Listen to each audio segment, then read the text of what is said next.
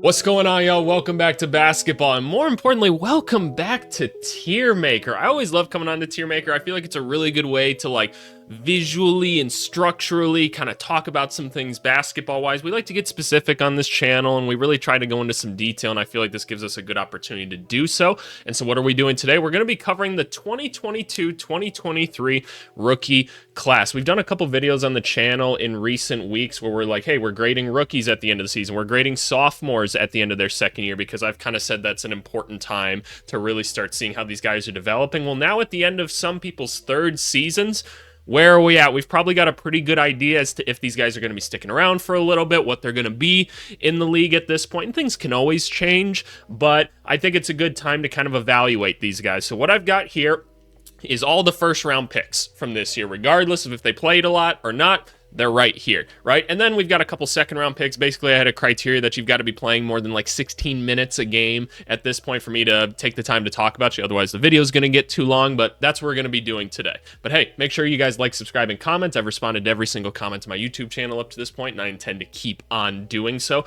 Please go watch my Do They Fit in the NBA videos. These videos have been doing really, really well on the channel. They're my personal favorite ones to make. We go into a lot of detail. We have some laughs. This Colin Murray Boyles one was especially funny, so please go give it a watch. But YouTube demonetizes them almost instantly. It is insane, and it's not fair. It's not what's supposed to happen, but YouTube's going to side with big business, so it just is what it is for me. Funny enough, which one was it? It was the Con Knipple one. I always put in an appeal just to try, and as soon as they rejected my appeal, the company sent me then another copyright notice, to which I appealed again, because fuck those guys. But anyway, let's get into the video. I realized I didn't have my light on for the intro, but I don't think you guys care what I look like too much. Anyway, so we got a bunch of names here, a bunch of faces, and a bunch of categories, right? So let's kind of get the rules out of the way with this one. I've got a couple different categories for things. This is where I kind of think these guys are going in the NBA at this point. They've been in the NBA for 3 regular seasons now.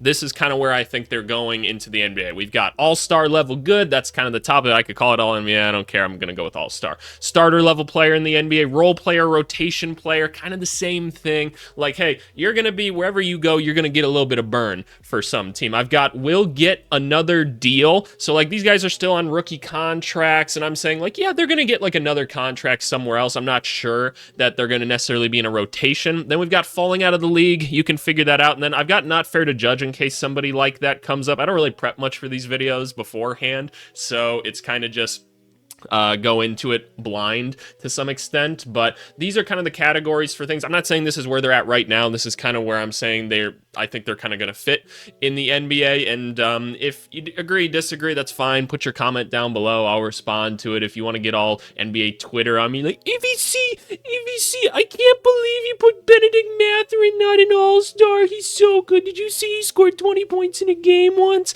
Well, I did. But, it is what it is. We'll keep up the EPM numbers here if we need to take a look at them for any particular reason. But I'm excited to get into these guys. I think it's awesome. And as always, I hope you guys know I'm rooting for all of these guys. I want all of them to find success. So without further ado, let's get into it. And we're starting out with actually kind of a weird one. Are these in alphabetical order? Not quite, but kind of. Why are these kind of in alphabetical order? That's interesting. Maybe just a coincidence. But we've got AJ Griffin, and okay, I already need to make a new place. Alrighty, look at that. I've added a new category. So AJ Griffin gets to go in Child of God, I guess. For those of you that don't know, he decided to stop playing basketball because he wants to be one with God. So there you go. Do whatever you want, dog. Benedict Mathurin. All right, let's talk about Benedict Mathurin. So we've seen the scoring out of him. Yes, there's been a couple injuries in the career. The defense has been pretty rough up to this point. He hasn't quite been able to elevate himself to even be a clear starter on a team that really desperately needs wings. I don't know, man. You look at the three-point shot, let's pull it up. It's league average, is it not? Right now, we'll see how well I can keep these numbers in my head. League average, no, he's actually below league average still. He had a good run last year at it, so it's in there somewhere. There should be enough spacing and people making your job easier to kind of get it there at this point, so I think I'm going to see Benedict Mathurin as more of a scoring role player type of guy for now. That's kind of where I'm going to see him. Indiana really need to get some get some wings on this team somehow. But I think they'll be fun in the playoffs regardless. Now that Dame's back, that kind of changes everything, doesn't it? At least you hope so. I don't know how quickly he'll be able to kind of recover and get back into game shape, but Dame's kind of a baller, so, you know, is what it is. All right, Blake Wesley up next. Blake Wesley's kind of rough. He's kind of rough at this point. Like, offensively, like, he's not shooting like that great from the field at all, right? Like, what is it? No, it's 30% only. Like, I knew the defensive number was going to be above average, but I don't know. Blake Wesley kind of feels like one of those guys falling out of the league. Spurs had a couple of these, like, little wing guard type guys they were kind of trying to make work. There's another one in this one. Yeah, Branham, that we'll get to eventually, but I don't know, feels like he's kind of falling out of the league a little bit, so I'm not sure he's going to be getting a second deal. Vince Williams Jr., one of the second-round picks in this one. This honestly feels like one of those guys where it's not quite fair to judge. We saw some really good things out of Vince Williams last season. He's been hurt for most of this year, and so while he's played in like 19 to 20-ish games this year, maybe it's more, but I feel like it hasn't really been fair to judge him at this point, just because, you know, he's been coming back from injury, stuff like that. There's kind of been a lot of turmoil within the Grizzlies, so we're not going to judge him too much at this very moment. Andrew Nembhard, this is an interesting one to kind of unpack, because I want to put him kind of between these guys. Absolutely elite defensive player who's figuring it out offensively, right? He's kind of getting there, and it looks like there's potential to go higher. And I have no reason to think that he's not going to get there. I think on certain teams he would be a bench player, right? But I'd say overall this guy has kind of found his way into some starter level conversation. So let's just take a look at the numbers to be sure. Like 95th percentile defensively, absolutely killer on that side of the basketball. We knew that, right? He's getting up to league average. Like, he's going up every year offensively, which is good. The 3-point shot took a huge hit this year because normally he's league average, and that's why I'm kind of like struggling in my head to kind of like figure it out. But like the assist percentages are pretty good. So I want to say more often than not that this 3-point dip is kind of just an anomaly in and of itself, because I look at him and I don't think it should be that bad. Like, I think he makes some rough decisions offensively sometimes. I'm not even saying like turning the ball over as much, because what's his turnover percentage? It is pretty high, his turnover percentage, but I'm more so saying like he just doesn't do the right thing offensively that he should. Like, sometimes I feel like he attacks at weird times or things like that. So maybe I want to put him in starter conversation, but maybe I should look at him more as like an Alex Caruso type. I don't know. I'm gonna put him in role player. I'm gonna put him in role player for now, but with a little bit more expectation. And this is where the comments come to go. EVC, I can't believe you put Andrew Nembhard in role player. He's a starter. He's really good. Well, cool. Good for you. Like, I could hear that conversation. It's fine if you think that. Max Christie. Let's move on to Max. I don't need to do the AVC silly Twitter voice too much in this video. Max Christie. So what an interesting year he had, because we weren't really seeing much out of Max Christie, and then JJ Redick started to pull some stuff out of him, which we might be just hypothesizing that JJ Redick can just pull more out of certain people. At this point, he goes to Dallas. He kind of has that little run when he first gets there, and maybe slowing down a bit at this point as other people have gotten healthy on the team. The overall numbers still like aren't that great, but I think we've seen enough out of Max Christie to know that there's stuff there. He might just be on deep teams at this very moment, so we want to go role player with things is where I kind of want to put him for now. And let's add a little bit of context. Like, we've done like 6 guys at this point, right? We talk about a lot on this channel the expectations of people coming in, right, and young players. We've been doing all these videos about young guys coming to the NBA, right? It's important to note that we often fantasize when new people are coming in. We think everybody's going to be really, really good, right? And more often than not, they're not. We did the study on the channel itself. Less than 30% of the time, a guy gets like a second contract from the team that drafted him, right? It's not very likely that you're going to make it in the NBA. It's very, very hard. There's a lot of good players that just stick around for a long time, and that's great. If you're a second round talent, we say it all the time. If you get a second contract at all in the NBA, you're already in the top 5% of them all time, right? So a lot of these guys just aren't going to make it in and of itself, and I just think that's kind of an important distinction to kind of lay out here. But hey, if you're a role player in the NBA, like, you're crushing it, man. Like, you're doing a good thing in there, and if you're falling out of the league, doesn't mean you can't come back, right? People come back all the time. Look at Dante Exum. Like, he found his way back to the NBA. It's just it happened, so wanted to give that little bit of context, because after 3 years we kind of got a sense of things. I mean, look at how many second round picks. I mean, I think I only put like 5 of them on here or something from this draft, so we're only 3 years in, and only 5 second round picks are even still like relevant to really talk about. So something to note there. Chet Holmgren.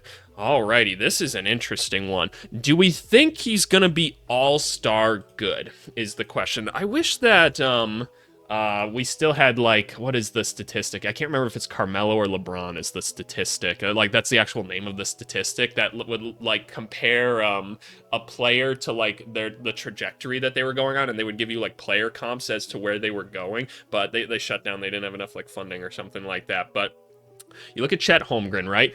81st percentile offensively. Part of that's dropping. He's on a better basketball team this year, so like there's more people taking up time. He was a little bit hurt this year. Minutes decreasing, right? Because they just have better players to go to. Defensively, absolute monster. He's shooting well from 3. He's a good rebounder now on at least the defensive end. OKC doesn't really crash the glass offensively as much. They like to get back into their half-court defense a little bit more. It's a pretty good basketball player.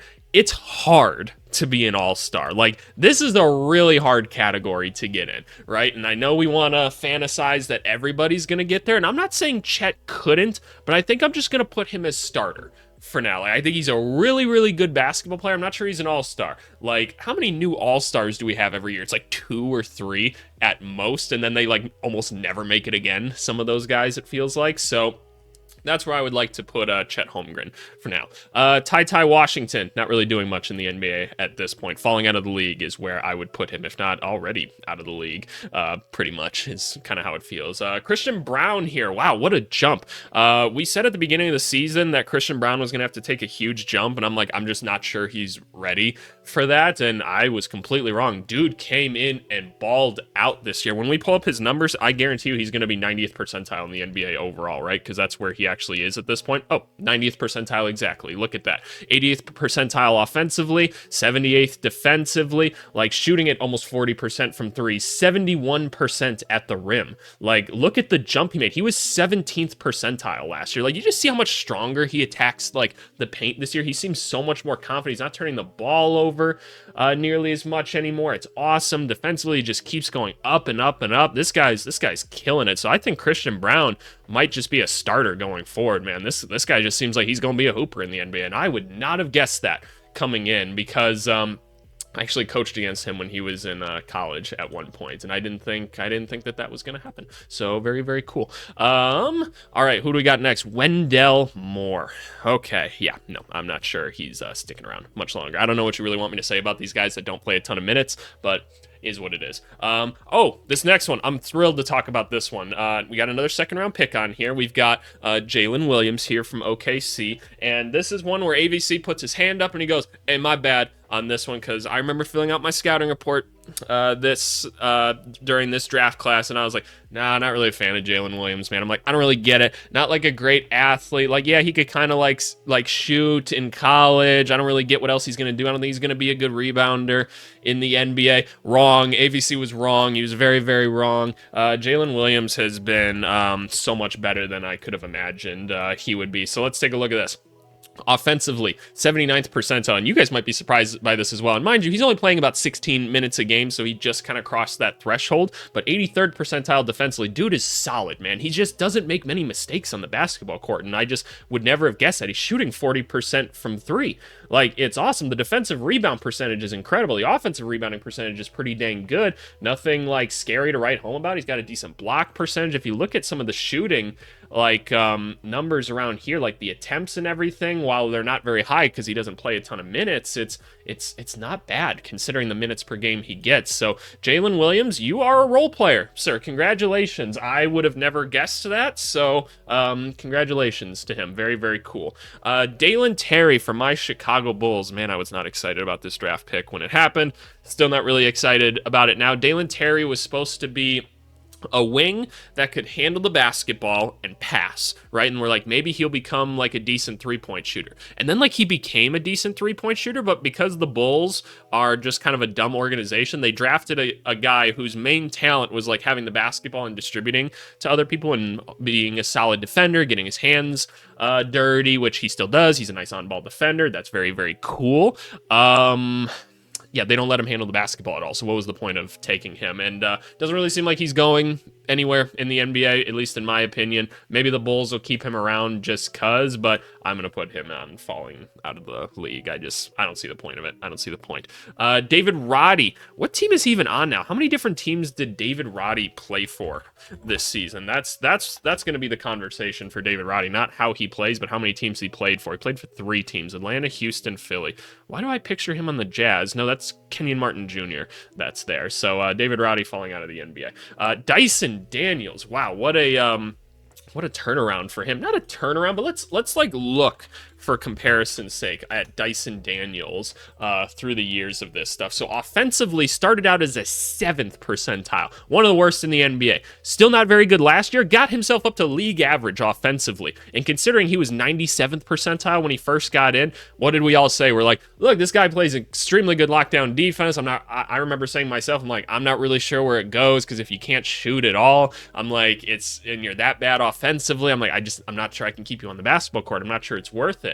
But this year, still elite defensively, got himself to league average, respectable from 3. It's a little bit below league average, but at least it's respectable. We got to hit the free throws. Like, there's room to grow with this guy, right? I know Hawks fans, you're super excited about Dyson. Yeah, it was an absolute steal of you guys to get him, not just because he gets every single steal in the world, but because he seems like he's going to be a good basketball player. His finishing ability has like gone up tremendously. It feels like it's not even in like the percentages as much as like he has a bunch of different moves to get himself to the rim. Some of that ball handling stuff that we theorized he might have coming out of college started to show itself a little bit, because hey, Trey couldn't dribble the ball for the whole game, right? And they didn't have anybody else to give it to, so you got some cool things out of that, right? Like the turnover numbers continue to go down. This is great. So if we can continue to improve on this stuff, we're gonna have a really, really elite basketball player. And look, if you're one of the best defensive players in the NBA and you're average offensively, you are a starter, my friend. Shout out to Dyson Daniels. Very, very cool. Very, very cool. All right, Jabari Smith Jr., the 2nd overall pick in this class. This is a tough one. This is a tough one, right? Because you look at Jabari and you look at like the defensive numbers, and you're going to be pretty happy with that. Offensively, it's not quite working out yet. Like, what is the skill set that you're really bringing to the table? Like, if you were to say, I'm putting Jabari Smith on the junior on the court for, what am I doing it for? It's to play solid team defense, right? Like, that's really what you're getting out of him. And so I don't know if he's going to be a starter long term. Eventually, like, the shine kind of rubs off of like but this guy's so young and everything, but I don't see him really getting better in particular areas as much. And I like him. Like, I hope he gets better and such, but I think and don't get me wrong, he's not a bad NBA player, but I think I'm just going to keep him in the role player stuff for now, which I know is disappointing for a 2nd overall pick. It does happen more often than you think. And I'm not saying I'm the final deciding factor for any of this stuff, but that's kind of where I see him going at this point. Jake LaRavia here. Jake LaRavia is somebody that was buried on a very deep Grizzlies team, and then he goes to the Kings and he gets to show himself off a little bit, which is kind of cool. But he's the walking example of like an average NBA player, right? He's average on both ends of the court. Very cool. He's a good 3-point shooter, which is awesome for a power forward, right? That's got a little bit of size to him. We thought that he might develop more, at least I did, in the ball handling department, just because I saw kind of the spurts of it that last season when the Grizzlies just had nobody, where I'm like, okay, I think we can kind of get somewhere with it, and it's kind of fallen off a cliff this season. But you're just a solid NBA player, so you know what? You get to be a role player. You got size and you can shoot. Cool. And you're not a liability on defense. Cool. We shout out Jake LaRavia for that one. Good for Good for you. Already, quite a few role players here, guys that we feel like are going to stick around. So very, very cool. Jalen Duren, Pistons fans, I tried to tell you about it, right? Offensively, he's phenomenal. Like, I know he doesn't like do anything by himself offensively, right? Like he needs other people to create for him. But Jalen Duren is just one of the most effective offensive players in basketball because he does what he does so extremely well. He's a great athlete. Like the motor is showing itself now, right? Which is cool. Defensively, he's still got a ways to go. I honestly think they use him incorrectly defensively at times because he's kind of like Cat, where like his pick and roll coverage is pretty bad, but like when you switch him out on the perimeter onto like guards and other things, like he actually does pretty well. So, and he's a good rim protector, which is nice. Like he may not get like a crazy amount of blocks per se, but the block percentages are pretty good. The Pistons seem to teach that really well because Isaiah Stewart's kind of in the same department as that. But I remember telling people, I'm like, don't give up on Jalen Duren. Pistons fans just wanted him gone. I'm like, guys, he had such a shitty college experience. Then he comes to the NBA and just gets his ass waxed every single night on national television. Like, when you're like 20 years old, yeah, dude, that really sucks. Like, it takes a while to kind of figure that stuff out.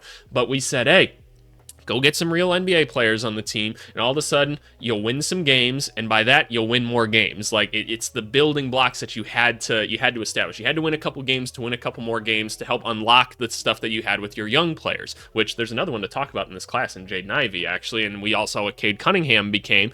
Jalen Duren's going to be a starter in the NBA for years to come. Hopefully, he can continue to improve on the defense because it's still not very good, right, overall, because, again, the pick and roll is the most common thing in basketball, and he's not very good at covering it. I do think Detroit should be better about how they utilize him, but that's not for me to decide. So that's where he goes. Alrighty, J-Dub for OKC. Yep, this is going to be our first All-Star, right? And look, the statistics tell us that we're going to have like 1 to 2 like All-Star players like in every single draft class, which feels crazy, but again, it's because like somebody's going to have an elite season at some point in their career, right? And make it once. So that affects the statistic. Like, it's different from being like a consistent, like perennial all NBA guy like every single year, right? Like that just doesn't happen very often. But J-Dub, man, what can't this guy do? Defensively, absolute monster, right? Offensively, he's become so good. He can do it in isolation. He's one of the most fun transition players to watch. The three ball has come around for the most part, at least. Like, I shouldn't say the three ball has like come around per se. Like, it has its great moments because if you look at the actual percentage, what is it? Yeah, it's just slightly above league average. But we've seen him get really hot from three. We think he's going to be a really good player in this league for a really long time. Might even make All-NBA this year. At least I would probably want to give him a vote to All-NBA this season just because they were so dominant. So, J-Dub, absolutely phenomenal player, one of my favorite players to watch in the NBA. I love the energy he plays with. The only thing I don't like about J-Dub is him and Chet and Shea's basketball commercials. They make me cringe every single time, and I know it's probably intentional, but is what it is. By the way, word of the video, I always do a word of the video so I know who's really watching. Like, put these words that I tell you in your comments so I know you're a real one on the channel, or just comment it individually. I don't care. I do this to boost the algorithm mostly, but I also want to know who's watching the videos. We're gonna do a commercial. Commercial is gonna be the word for this one. So now you know. Take a second. Go leave a comment. Do it. Why not? Just do it for your old boy AVC here. Patrick Baldwin Jr., a guy I've gotten to interact with a couple times. Unfortunately, falling out of the league. Never really found his footing anywhere. Is what it is. Jeremy Sohan. What an interesting guy he is. Like, offensively, not bad, right? Not bad. Like, the shooting numbers, scary at times. The shooting form sometimes is a little bit scary in and of itself. Defense is awesome, right? We all know that he can play great defense. So the shooting numbers, not great. Not horrible either, right? We've seen him have nice shooting performances, really good around the rim this season. It's great that they're not making him dribble the basketball so much anymore. That was a fun experiment, wasn't it? But he can do so many things so well. Like, he's a great rebounder. He's a great defensive player. He's just like fine offensively. He just hasn't quite become the spacing forward that the Spurs want, but he does so many other things good. Like, he's not really turning the ball over. He can pass a little bit. We've all seen him handle the ball a little bit. So I don't think that he's a starter per se until the offense gets better, and that's because you just need a guy of this position kind of needs to be able to space a little bit. But he could start, and I wouldn't be like concerned about it on an NBA team because he just does so many things well. But I'm gonna throw him in kind of the role player category for now because I think there's just a difference between these guys in the starter and these guys in the role player category. So that's what I'm thinking. Johnny Davis, I really wanted it to work out for you, buddy, but not looking like it's working out. Sorry, Wizards fans. In all fairness, the Wizards should have known they couldn't take on a project like Johnny Davis. It's just, it wasn't going to work. Keegan Murray. Man, if you would have asked me this last season, I would have said for sure starter. And Keegan Murray does so much for this team. Honestly, these are the numbers we should really be looking at because his numbers year over year are so confusing to look at. So look at Keegan Murray when he got to the NBA. 78th percentile as a rookie offensively, 13th defensively. We were like, okay, dude's ass, but like, look at the shooting numbers. Like, he's already shooting at 41%. He's taking a shit ton of threes. Like, he doesn't turn the ball over. Like, he's a nice, like, rebounder for the most part. Like, yeah, this guy's going to be a stud going forward. We start to see a bit of the ball handling develop. Cool. Comes in the next season. Gets a little bit better offensively. He's not nearly as hot from three, so that falls off a little bit. We're like, yeah, the Kings were kind of weird that season. He improves tremendously defensively, right? And now the three-point shot, it was really rough to start this year. Gets worse. He gets really good at getting to the rim now, and now he's like really like elite defensively. Like, he's just kind of like going like up and down and in like both departments. It's like, it's so weird. Like, he's like a cross-price equilibrium in economics or something like that. Like, he just can't quite balance out his game, and part of that, Sacramento's been so inconsistent, right? And there's just a lot of turmoil there.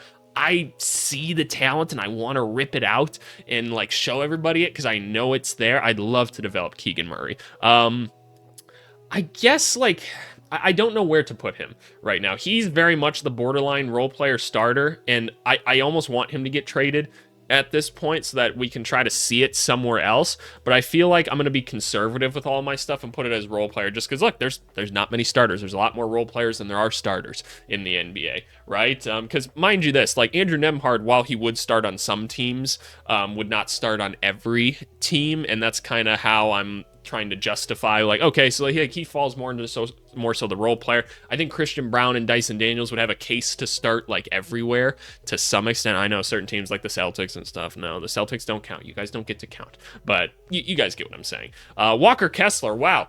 Statistically the best player on the Jazz right now. Now, Lauri Markkanen, they were kind of just rolling him out there this year and being like, hey, Lauri, probably not going to be our year. Like, give it your all when you're out there, dog, but we're not even going to really play you like 30 minutes a game this year. And Lauri was like, cool, like, do what we got to do. I get it. We're rebuilding. I just like being here. Happy with my contract. Thank you guys very much. Love you. And then they smooched, I think is exactly what happened. But Walker Kessler, menace defensively, one of the most efficient offensive players this year just because he doesn't really have to do that much and he's just really tall and he stands around the rim, so cool. He can be a starter on almost any team. He's probably going to make your defense like okay regardless of things. Could you imagine the Jazz with all the bad defensive players they had this year if Walker Kessler wasn't on the court? Oh my god, the Jazz might have given up 150 points a game in all honesty. So Walker Kessler is awesome. Also, he's a starter for sure. I mean, hell, he's been on like Olympic teams already, not really deservedly so. We just don't have as many American bigs to pull from, but hey, Walker Kessler, nice basketball player. Malachi Branham. How do I rate Branham? Because, like, he's figured out the three-point shot this year. Like, he was such a mid-range monster before. Like, let's take a look at this, right? The mid-range shot was, like, kind of his thing when he got to the NBA. Now he's become a 40% three-point shooter. If we look at the Eclipse, or the Clips, not the Eclipse. If we look at, like, how much he's shooting it and, like, how much of it is assisted, like, so much of it is him just being set up now. He's not trying to handle the ball as much, which is really good for him, I think, because I didn't think he was like an elite ball handler by any means. I don't know, because like he's still just like not that great, right? Because he still takes too many of the mid-range shots. He's not the most efficient player ever. He's not the smartest basketball player ever in my mind, and he's not that great defensively. So I don't know. I don't know who's really taking a chance on him going forward. So we haven't said anybody's getting a second deal yet, but could we put him there? I don't know. I think he's kind of falling out. That's kind of what I'm thinking here. Marjon Beauchamp.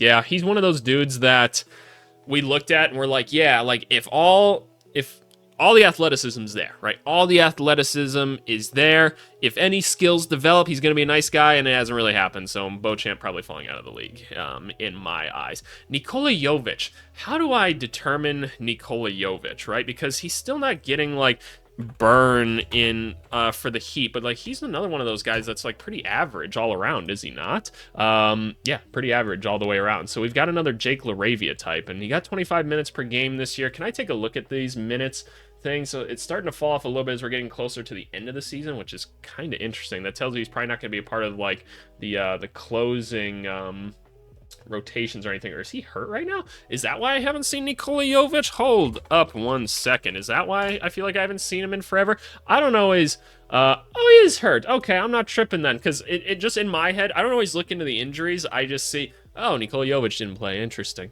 When I'm going through my box scores and stuff, and in my head, I'm like, oh, I haven't seen Nikola Jovic in a while. He must have fallen out of the rotation or something. But nope, he's hurt. Okay, so yeah, I guess he just gets to be role player because he's solid, right? Shoots above league average from 3. He's Jake LaRavia, so there you go. Ochai Agbaji. What a weird trade. Like, Toronto just shouldn't have done that trade. I don't know why they gave up the picks and everything for them. I just would have rather drafted somebody else. Offensively, got a lot better this year. Defensively, fine basketball player. I really don't know what he does all that well. So I don't know. I think I just kind of want to put him in role player because he's growing pretty substantially in this last season. And that's all I really have to say about Ochai. He's a strong body. I'll give him that. Dude's a strong body. Ousmane Dieng, I believe that's how you say it, for OKC. This is one that people love to throw into trades because they're like, oh, this guy was like a lottery pick, but he doesn't really get to play for us very much in OKC, which that tells you something, because if he was good enough, like they do kind of need like that lengthy wing position, given they've got a lot of good basketball players on the team, don't get me wrong, but he's not good enough to crack the rotation, again, on a very good team. I don't see him as a role player yet. I don't think we can count that, but like he's gonna get another deal just because people are gonna see the little spurts of things and be like, oh yeah, like there's got to be something here, right? So that's what I would say. Paolo Banchero, yep, you're going into the all-star category right here, buddy. I'm critical of Paolo Banchero, and I hope you guys know that's because I'm a coach. When I'm critical of someone, it's because I want them to get better at things. That's what coaches are supposed to do. They're supposed to say like, hey, you got to get better at these things. Paolo Banchero has a lot of things to get better at, but for what he already can do, like, dude is phenomenal, right? Dude is a phenomenal NBA basketball player. Like, I like the heart that he plays with. Here's the best way I can compliment Paolo Banchero, right? Because, again, we can talk about the flaws of some of the decision-making, the three-point shot. I know he's been shooting how recently, relax. Like, I haven't seen him be a great shooter really yet in the NBA, and so I'll wait for a longer sample size to really determine that, right?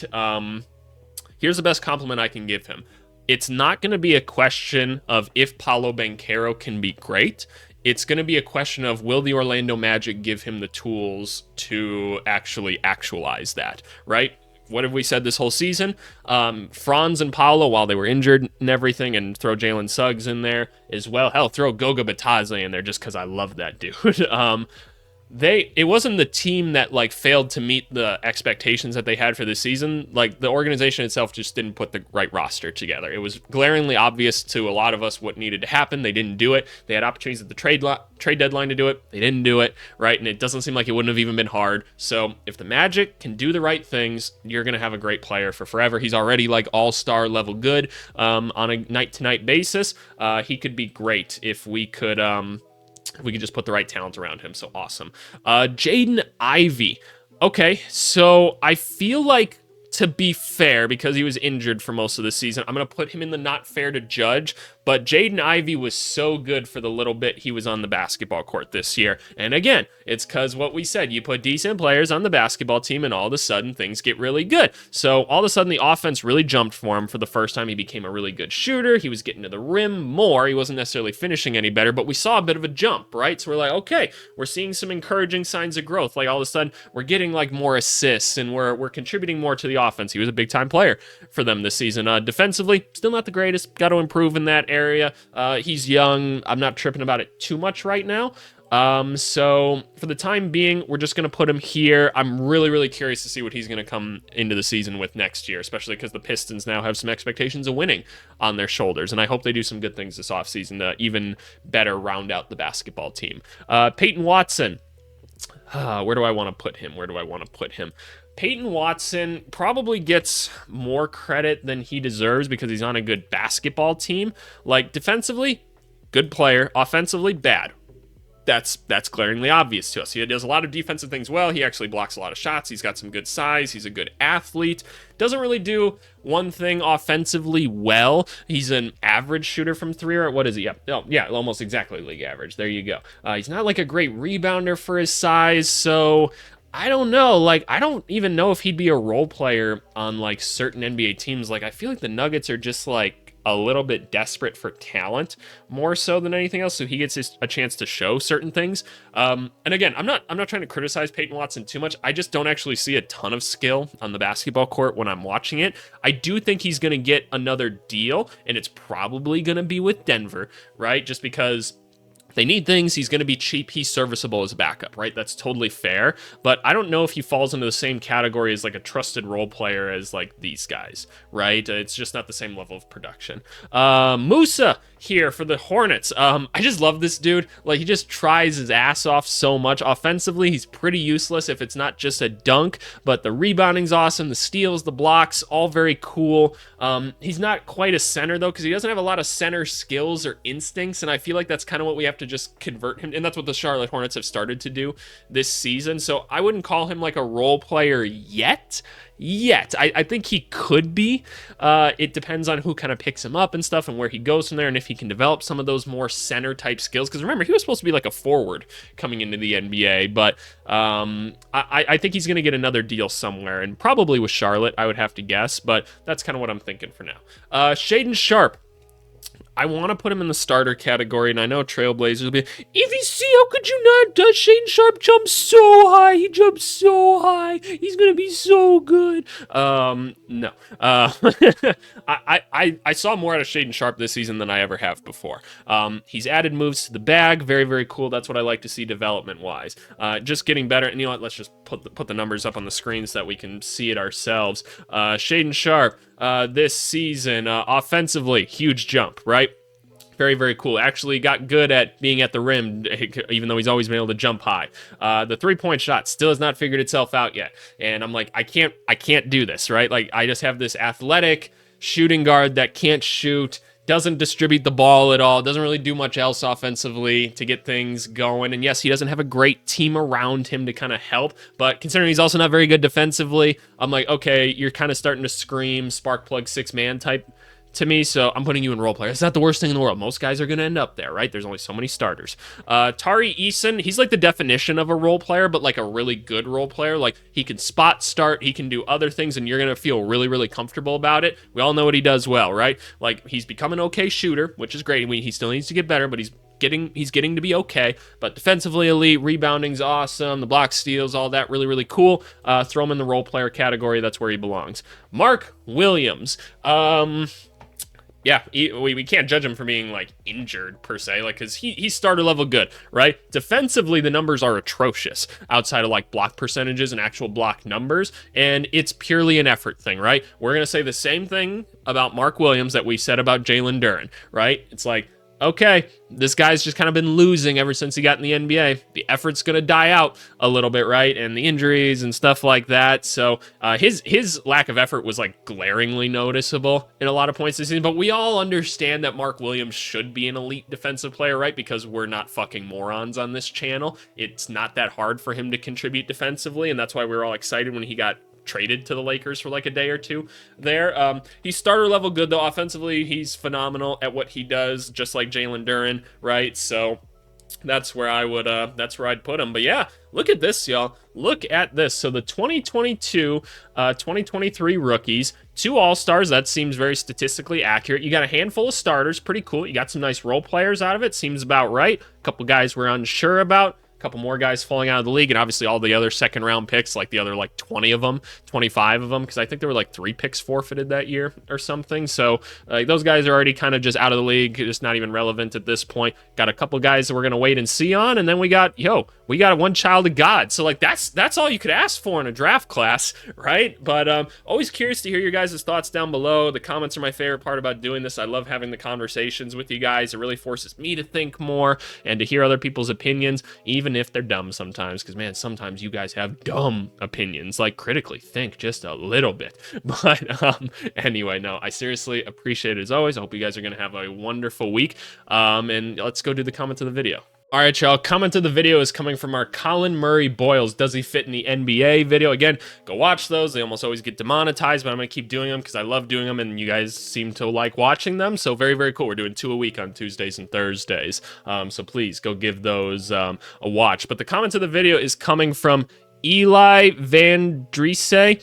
Again, I don't know. But he said, Subway, better than Jimmy John's, but Jimmy John's better than Jersey Mike's. Absolutely agree. This is a phenomenal take, and I responded as such. I said, finally, someone with some intelligence in the comments. Thank you. Someone with a little bit of class. Thank you very much. Here's my thing with Jimmy John's, right? And you'll have to watch the video to know why we're talking about this stuff, so go watch the whole damn video. I need my watch time. That's what the algorithm likes. Give me the watch time. Just leave my videos on in the background while you're sleeping or something like that. Why the hell not? Here's my thing with Jimmy John's, and I think just recently they changed it. You couldn't toast the sub. I want a warm sandwich sometimes. I want the option at the very least. It's not that fucking hard to put an oven in your restaurant. It's just not that hard, but I think they've changed that recently. So you guys let me know, because then maybe I'll change. But I don't know about you guys. When I walk in a Subway, like, I instantly get hungry for Subway. It smells so damn good in there, and I don't want to hear one of you health nuts tell me that it's not real bread. I understand American bread is not as good as European bread. I understand. I'm still gonna eat that shit scrumdiddly-umptious. Your boy is at the perfect weight right now. I am back to being 6'5", 207, which is awesome for me. Like, I'm slim, I'm bouncy. That's where I want to be right now, so I'm gonna eat my fucking Subway. This comment to the video is taking way too long. But anyway, leave me a comment, because maybe you'll end up as the comment of the video.